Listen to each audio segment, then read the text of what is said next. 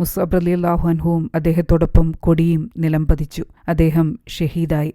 ശത്രുക്കൾ മടങ്ങിപ്പോയതിനു ശേഷം നബി സല്ലല്ലാഹു അലൈഹി വസല്ലമയും സ്വഹാബികളും യുദ്ധഭൂമി സന്ദർശിച്ചുകൊണ്ട് ഷഹീദായവരെ ഖബറടക്കാനുള്ള ഒരുക്കങ്ങൾ നടത്തുകയാണ്. അതിനിടയിൽ മുസ്അബ് റളിയല്ലാഹു അൻഹുവിന്റെ മൃതദേഹം കണ്ട് എല്ലാവരുടെയും കണ്ണുകൾ നിറഞ്ഞു. ഖബ്ബാബ് ഇബ്നു അറത്ത് റളിയല്ലാഹു അൻഹു പറയുകയാണ്, അള്ളാഹുവിന്റെ പ്രീതി മാത്രം ലക്ഷ്യം വെച്ച് ഞങ്ങൾ നബി സല്ലല്ലാഹു അലൈഹി വസല്ലമയുടെ കൂടെ പലായനം ചെയ്തു.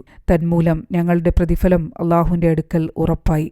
ഇഹലോകത്തിൽ തീരെ പ്രതിഫലം ഭുജിക്കാതെ വിട്ടുപിരിഞ്ഞ ചിലർ ഞങ്ങളുടെ കൂട്ടത്തിലുണ്ട്. മുസ്അബ് ഇബ്നു ഉമൈർ അതിൽപ്പെടുന്നു. ഉഹുദ് യുദ്ധത്തിൽ അദ്ദേഹം വധിക്കപ്പെട്ടു. അദ്ദേഹത്തെ പൊതിയാൻ ഒരു തട്ടം മാത്രമേ കിട്ടിയുള്ളൂ. അത് തലയിലിട്ടാൽ കാൽ വെളിയിലും കാലിലിട്ടാൽ തല വെളിയിലുമായിരുന്നു. അപ്പോൾ നബി സല്ലല്ലാഹു അലൈഹി വസല്ലം ഞങ്ങളോട് നിർദ്ദേശിച്ചു, തലഭാഗം തട്ടം കൊണ്ട് മറയ്ക്കുക, കാലിന്മേൽ ചെടി പറിച്ചിട്ടാൽ മതി. മുസ്അബ് റളിയല്ലാഹു അൻഹുവിനെ നോക്കി നബി സല്ലല്ലാഹു അലൈഹി വസല്ലം പറയുകയാണ്, മക്കയിൽ വെച്ച് താങ്കളെ ഞാൻ കണ്ടു.